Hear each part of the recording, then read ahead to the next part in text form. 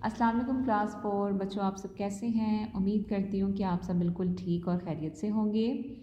बच्चों, आप video lectures watch कर रहे हैं। अगर आप यूट्यूब के लेक्चर्स को देख रहे हैं तो आप लोगों ने मुझे जो है वो कमेंट सेक्शन में ज़रूर बताना है। और अगर आपको कोई चीज़ समझ में नहीं आती वो आप मुझसे पूछ सकते हैं, मैं आपको उसका रिप्लाई ज़रूर दूँगी। और आज हम क्या करने वाले हैं, आज हम अपना सबक नंबर 3 कायदे मिल्लत जो है वो स्टार्ट करेंगे। आज हम इसकी पढ़ाई करेंगे, ठीक है। तो सब बच्चे जो हैं वो पेज नंबर 9 खोल लें। बच्चों, सबसे पहले आपने सबक का नाम देखना है। क्या नाम है? कायदे मिल्लत। कायदे मिल्लत, कायद का मतलब होता है रहनुमा, लीडर, और मिल्लत का मतलब होता है कौम का, मतलब कौम का रहनुमा। हम सबको सिर्फ ये पता है कि कायदे आज़म ने पाकिस्तान बनाया। तो आप ये देखें, आप बताएं, एक शख्स जो है वो हमें गाइड करता है तो उसके साथ जो है वो शाना बशाना दिन रात मेहनत करने वाले और भी बहुत से लोग होते हैं जो उस शख्स का, उस लीडर का साथ दे रहे होते हैं, तब जाके ही वो काम मुकम्मल होता है ना। मतलब जो पाकिस्तान था, पाकिस्तान हमारा मुल्क जो है वो किसी एक की मेहनत से नहीं, कायदे आज़म तो लीडर थे ही, लेकिन उनके साथ बेशुमार लोगों, ऐसी शख्सियात थी जिन्होंने पाकिस्तान बनाने में कायदे आज़म की मदद की। ना उन्होंने दिन देखा ना रात देखी, बल्कि दिन रात पाकिस्तान बनाने के लिए जद्दोजहद और कोशिश करते रहे। तो उन्हीं में से एक शख्सियत जो थी लियाकत अली ख़ान थी, ठीक है, लियाकत अली ख़ान। तो आज हम जो है वो लियाकत अली ख़ान के बारे में पढ़ेंगे कि उन्होंने किस तरीके से पाकिस्तान बनाने में कायदे आज़म का जो था वो साथ दिया था, और जो है और किस तरीके से उन्होंने अपनी ज़िंदगी को पाकिस्तान बनाने के लिए और अपने मुल्क के लिए जो थी वक्फ़ कर दी थी, ठीक है। तो सब बच्चे जो हैं वो सबसे पहले पेज पर यहाँ डेट लगाएंगे 17/3/2021। यहाँ हम लोग लिखेंगे जमात का काम और यहाँ हमने लिखना है दिन, ठीक है। इस तरीके से आपने जो है वो लेड पेंसिल से डेट, डे और जमात का काम मेंशन करना है। ये है लिखा हुआ कायदे मिल्लत, सबक का नाम है। अब हम इसकी पढ़ाई शुरू करते हैं।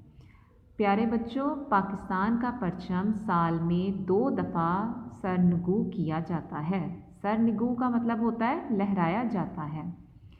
एक 11 सितंबर को कायदे आज़म की वफ़ात के दिन, और दूसरा जब पाकिस्तान बना था 14 अगस्त 1947 को पाकिस्तान बना था। तो 14 अगस्त वाले दिन भी जो है वो पाकिस्तान का जो झंडा है वो लहराया जाता है। इस सबक की बुलंद ख्वानी मतलब ऊंची आवाज़ के साथ दुरुस्त तलफ़्फ़ुज़ के साथ कीजिए। हमने क्या करनी है कि इसकी पढ़ाई करनी है, आप खुद जान जाएंगे, ठीक है। जिन लोगों ने हमारा प्यारा वतन बनाने में ना सिर्फ कायदे आज़म का साथ दिया बल्कि पाकिस्तान की खिदमत को अपनी ज़िंदगी का मकसद बना लिया, इन अजीम लोगों में एक अहम नाम लियाकत अली ख़ान का भी है। मतलब पाकिस्तान बनाने में बहुत सारे लोगों ने कायदे आज़म का साथ दिया, लेकिन आज जिसके शख्सियत के बारे में हम पढ़ने वाले हैं वो कौन है? लियाकत अली ख़ान, ठीक है।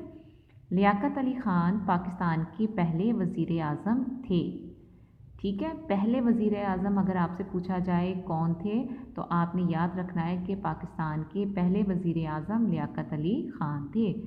पाकिस्तान के लोग इनसे बहुत प्यार करते हैं और इन्हें कायदे मिल्लत मतलब कौम का रहनुमा के नाम से याद करते हैं। कायदे मिल्लत का मतलब है कौम का रहनुमा।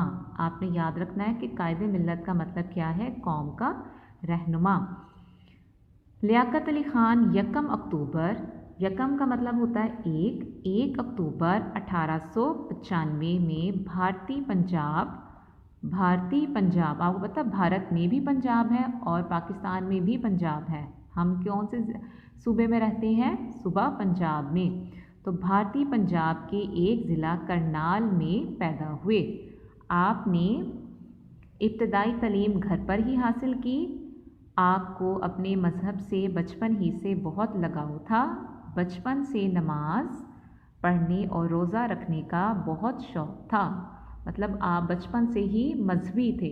अगर आपसे पूछा जाए लियाकत अली ख़ान की जो थी वो कैसे थे, तो आप कह सकते हैं कि उन्हें बचपन से ही नमाज रोज़े का बहुत ज़्यादा शौक़ था और वो मजहबी किस्म के इंसान थे। आपको वर्जिश और क्रिकेट से भी बहुत दिलचस्पी थी। फ़ारिग औकात में मतलब फ़ारिग वक्त में क्रिकेट खेलना आपका महबूब मशगला था। महबूब मशगला यानी कि पसंदीदा, बहुत ज़्यादा आपको क्रिकेट खेलना पसंद था। मैट्रिक के बाद आपने मोहम्मडन एंग्लो ओरिएंटल कॉलेज में दाखिला लिया। ठीक है, ये नाम आपने याद रखना है, मोहम्मडन एंग्लो ओरिएंटल कॉलेज में दाखिला लिया। कब? मैट्रिक के बाद। मैट्रिक किसे कहते हैं? 10वीं क्लास के बाद, 10th के बाद। FA 12वीं क्लास को कहते हैं और BA 14 क्लासों को कहते हैं। ठीक है, FA और BA बहुत अच्छे नंबरों से पास किया। इसके बाद आला तालीम के लिए इंग्लिस्तान चले गए। मुल्क का नाम है, कंट्री नेम है इंग्लिस्तान। आला तालीम यानी कि BA के बाद आगे हायर एजुकेशन के लिए वो कहाँ चले गए? इंग्लिस्तान। 1921 में वहाँ से आपने कानून की सनद हासिल की और वतन वापस आ गए। कहाँ से हासिल की? इंग्लिस्तान से 1921 में। और वतन वापस आना मतलब पाकिस्तान वापस आ गए। अब सब बच्चे पेज नंबर 10 खोलें। आप कायदे आज़म मोहम्मद अली जिन्ना के करीबी दोस्त थे, मतलब नज़दीकी दोस्त थे। कायदे आज़म को भी आप पर बहुत भरोसा था। कायदे आज़म ने फरमाया, गांधी जी के पास बहुत से लोग हैं जिन पर वो तकिया कर सकता है, मतलब भरोसा कर सकता है, लेकिन मेरे पास सिर्फ एक आदमी है और वो लियाकत अली ख़ां हैं। आप ये देखें, लियाकत अली ख़ां को कायदे आज़म ने कितनी अहमियत दी कि आपने कहा कि मेरे पास सिर्फ और सिर्फ एक लियाकत अली ख़ां है जिस पर मैं भरोसा कर सकता हूँ। आपने पाकिस्तान बनाने में कायदे आज़म का हर कदम पर भरपूर साथ दिया। यही वजह है कि कायदे आज़म ने इन्हें मुल्क का पहला वज़ीर आज़म मुंतखब किया। आपने अपनी इस ज़िम्मेदारी को नहायत खुश उसलूबी से सरअंजाम दिया। खुश उसलूबी मतलब अच्छे तरीके से सरअंजाम दिया, मतलब किया।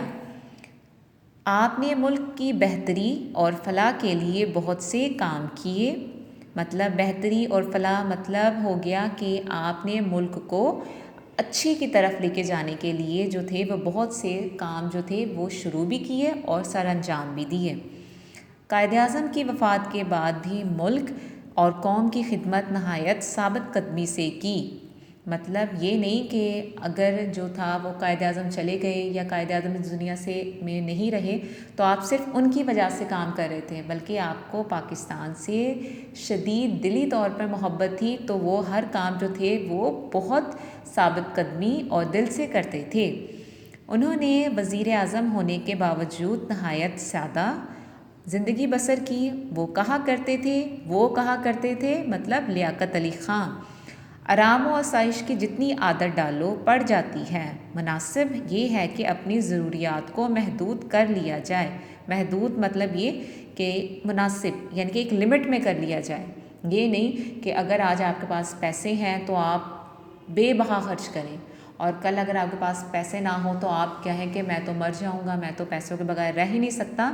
लेकिन आपको अपने अंदर मियाना रवि की आदत डालनी चाहिए कि अगर आपके पास कोई चीज़ है या नहीं है तो आपको दोनों के अंदर, दोनों सूरत हाल में अपने आप को जो है वो सरवाइव करना होता है, लेकर चलना होता है। ठीक है, अब क्या है, 16 अक्टूबर 1951 को आप रावलपिंडी के एक जलसा आम से ख़िताब कर रहे थे। मतलब आजकल जिस तरह जलसे होते हैं, इमरान खान जो है वो लोगों से बात कर रहा होता है, ख़िताब कर रहा होता है, तो इसी तरीके से रावलपिंडी में 1951 में आप जलसे आम से ख़िताब कर रहे थे, आम लोगों से बात कर रहे थे कि एक जालिम शख्स ने गोलियों का निशाना बनाकर आपको शहीद कर दिया।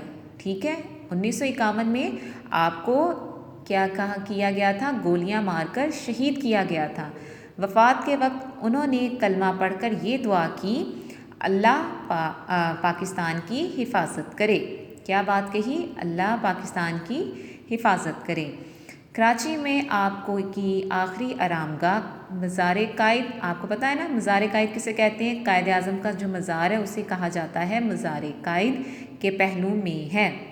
मतलब आपकी जो कब्र है, जो आपको जहाँ दफन किया गया है, वो है कायद-ए-आज़म के पहलू में। कौम आज भी कायद-ए-मिल्लत को नहायत अक़ीदत व एहतराम से याद करती है। मतलब ये कि उनकी जो उन्होंने पाकिस्तान बनाने के लिए कोशिशें की, वो हम लोग जो हैं, जो कौम के लोग हैं, वो उसे भुला नहीं सकते। तो और ना ही हम सबको भूलना चाहिए कि हर शख्स ने पाकिस्तान बनाने के लिए दिन रात कोशिशें की थी। जब पाकिस्तान जो था वो इस दुनिया के और इस दुनिया के नक्शे पर उभरा था, तो हमें अपने पाकिस्तान की जो है उसके लिए दिन रात जो है वो दुआ करनी चाहिए। उसके लिए अगर हमें अपनी जान भी कुर्बान करनी पड़े तो हम लोगों को गुरेज नहीं करना चाहिए। तो एक दफ़ा सब बच्चे क्या कहेंगे? पाकिस्तान ज़िंदाबाद। और आप लोग हमेशा खुश रहें, अपनी दुआओं में याद रखें और अपना ख्याल रखिएगा। अल्लाह हाफ़िज़।